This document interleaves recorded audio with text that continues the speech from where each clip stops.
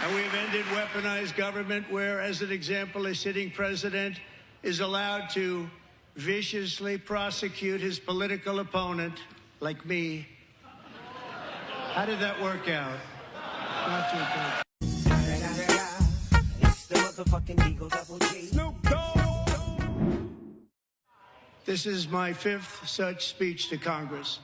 And once again, I look at the Democrats in front of me, and I realize there is absolutely nothing I can say to make them happy or to make them stand or smile or applaud. Nothing I can do. I could find a cure to the most devastating disease, a disease that would wipe out entire nations, or announce the answers to the greatest economy in history, or the stoppage of crime to the lowest levels ever recorded. And these people sitting right here will not clap, will not stand, and certainly will not cheer for these astronomical achievements. They won't do it, no matter what. Five times I've been up here. It's very sad, and it just shouldn't be this way.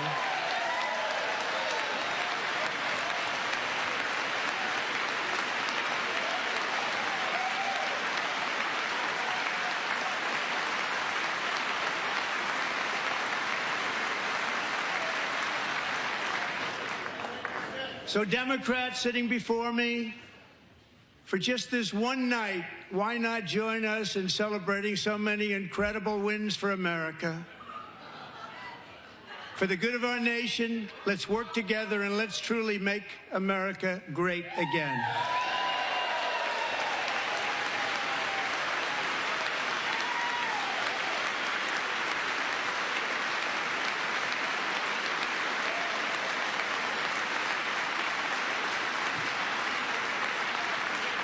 Every day, my administration is fighting to deliver the change America needs to bring a future that America deserves, and we're doing it.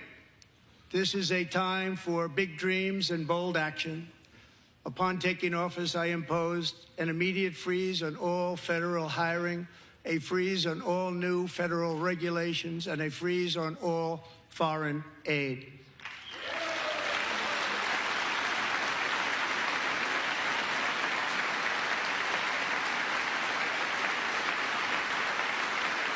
I terminated the ridiculous Green New Scam.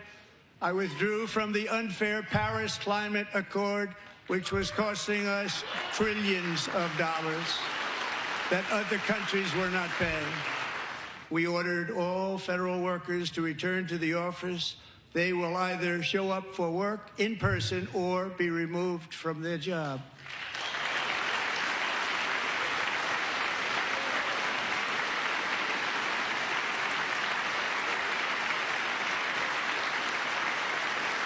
And we've ended weaponized government where, as an example, a sitting president is allowed to viciously prosecute his political opponent, like me.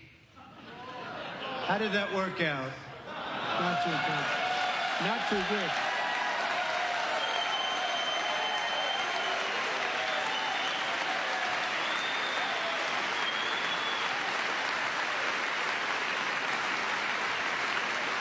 And I have stopped all government censorship and brought back free speech in America. It's back.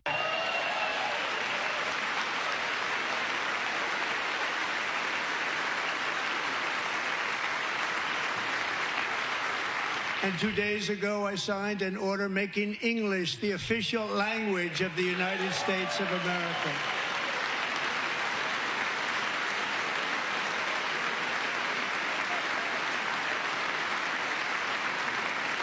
I renamed the Gulf of Mexico the Gulf of America.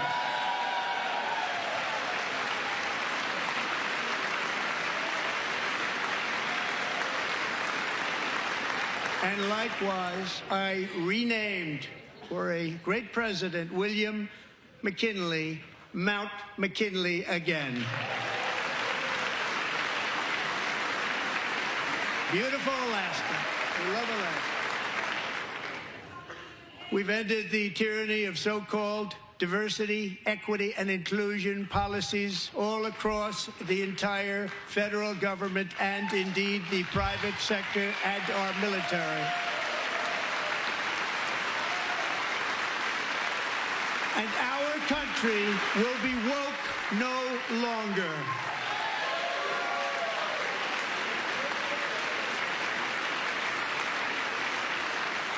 We believe that whether you are a doctor, an accountant, a lawyer, or an air traffic controller, you should be hired and promoted based on skill and competence, not race or gender.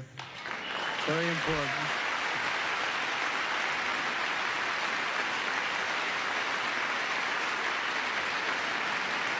You should be hired based on merit.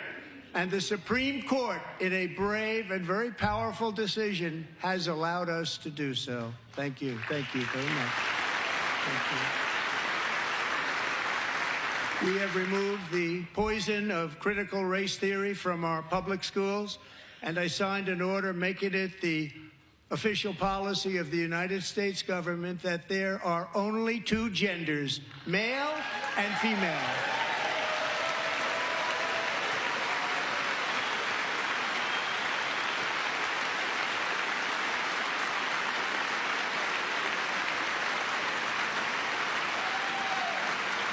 I also signed an executive order to ban men from playing in women's sports.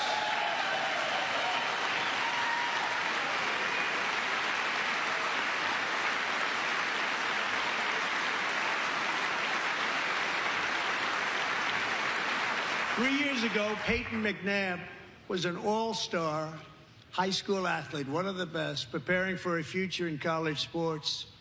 But when her girls' volleyball match was invaded by a male, he smashed the ball so hard in Peyton's face, causing traumatic brain injury, partially paralyzing her right side, and ending her athletic career. It was a shot like she's never seen before. She's never seen anything like it.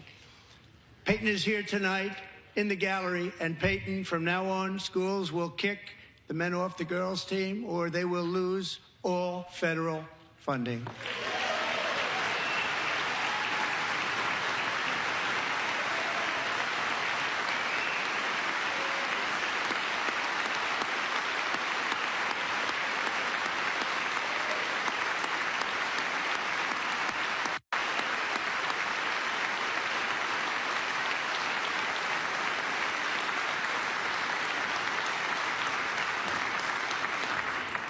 And if you really want to see numbers, just take a look at what happened in the women's boxing, weightlifting, track and field, swimming, or cycling, where a male recently finished a long-distance race 5 hours and 14 minutes ahead of a woman for a new record by 5 hours. Broke the record by 5 hours. It's demeaning for women, and it's very bad for our country. We're not going to put up with it any longer.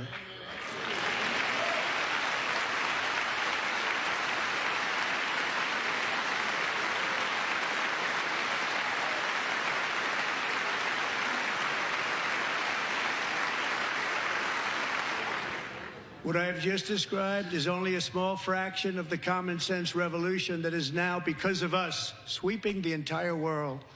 Common sense has become a common theme, and we will never go back. Never. Never going to let that happen.